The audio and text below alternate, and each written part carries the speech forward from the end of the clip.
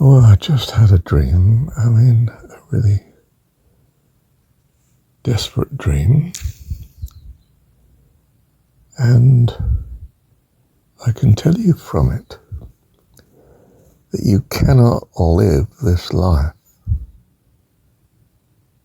without the understanding that God is all-powerful and all-loving. And that this is just a teaching area. In some sense, it's not real. It's a set-up job. The dream was terrible because I was not able to, it did not occur to me, God. I saw the death of this person coming as utterly unacceptable to me. But death is not unacceptable to me if I trust that it's the gateway to heaven. God is perfect and does all things well.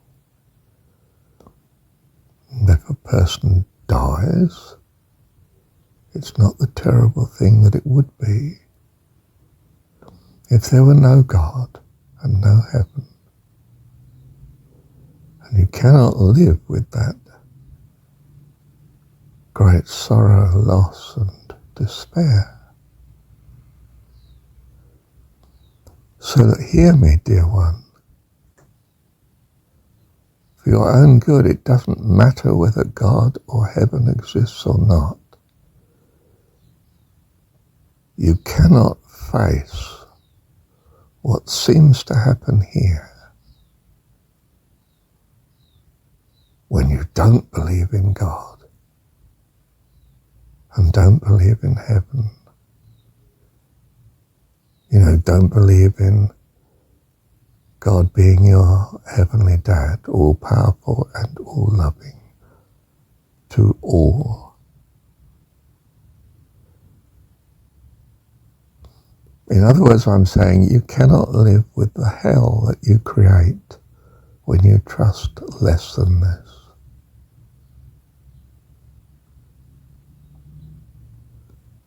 Do you understand what I mean? This is a world of uncertainty. If you choose to believe in no God, you are choosing to believe in things that cause you terrible, terrible suffering, that they're a reality.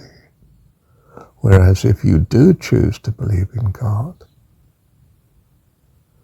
then you look beyond the story, the illusion, the experience that seems so all-important otherwise. And you can cope.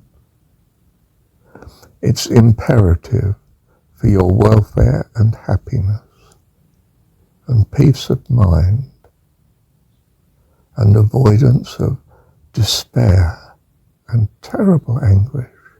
It is imperative that you choose to trust in God rather than not. It's as simple as that. It's not a light matter. There is incredible despair in believing God does not exist, or simply not believing in his existence. So choose to believe. Taste and see. Or you will experience, as I did in the dream, the terrible unhappiness and suffering